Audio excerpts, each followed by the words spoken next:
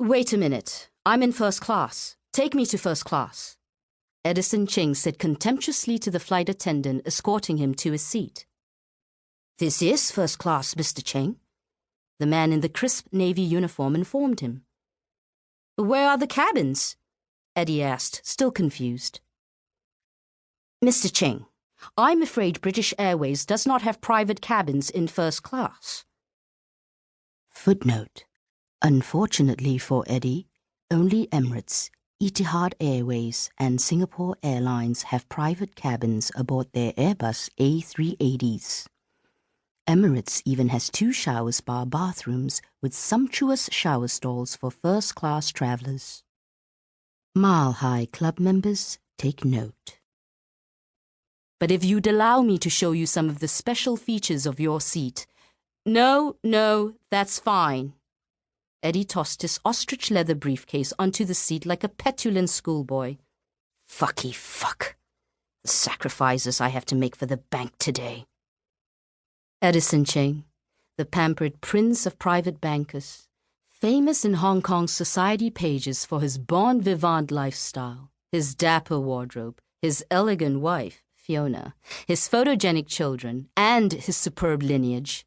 His mother is Alexandra Young of the Singapore Youngs, was unaccustomed to such inconveniences.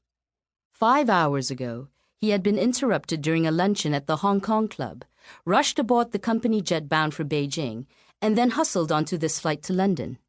It had been years since he had suffered the indignity of flying commercial, but Mrs. Bao was on this god-forsaken plane, and Mrs. Bao needed to be accommodated. But where exactly was the lady? Eddie expected to find her seated nearby, but the chief purser informed him that there was no such person by that name in the cabin. No, she's supposed to be here. Can you check the flight manifest or something? Eddie demanded. Minutes later, Eddie found himself being led to row 37, seat E of the aircraft, economy class, where a petite woman in a white vicuña turtleneck and grey flannel slacks sat sandwiched between 2 passengers. Mrs. Bao?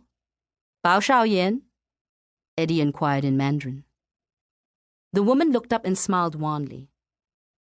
Are you Mr. Ching? Yes. So glad to meet you. But I'm sorry we had to meet like this. Eddie smiled in relief. He had spent the past 8 years managing the Bao family's offshore accounts. But they were such a secretive lot. He had never met any of them until today. Even though she looked rather tired at the moment, Bao Shaoyan was much prettier than he had imagined. With alabaster skin, large eyes that slanted upward at the edges, and high cheekbones accentuated by the way she wore her jet black hair, pulled into a tight, low ponytail.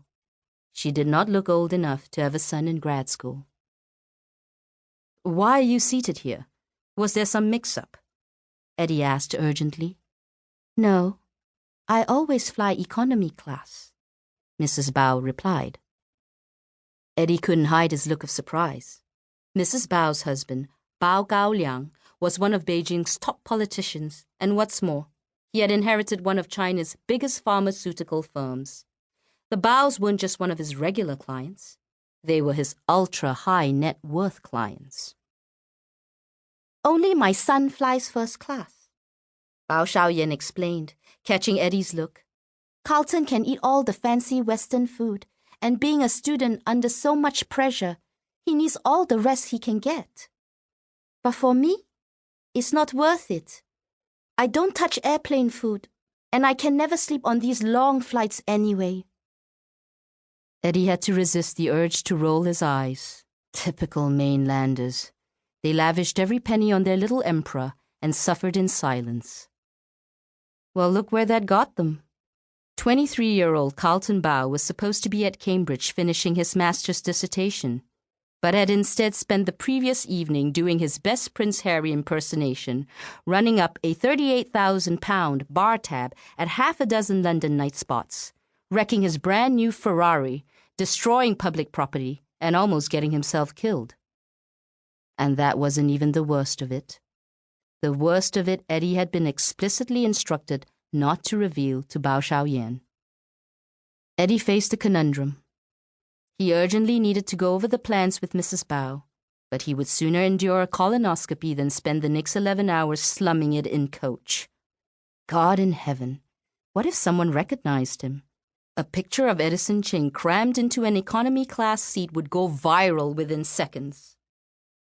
Yet Eddie grudgingly realized that it would be unseemly for one of his bank's most important clients to remain here in steerage while he was up front, stretched out on a flat bed recliner, sipping 20-year-old cognac.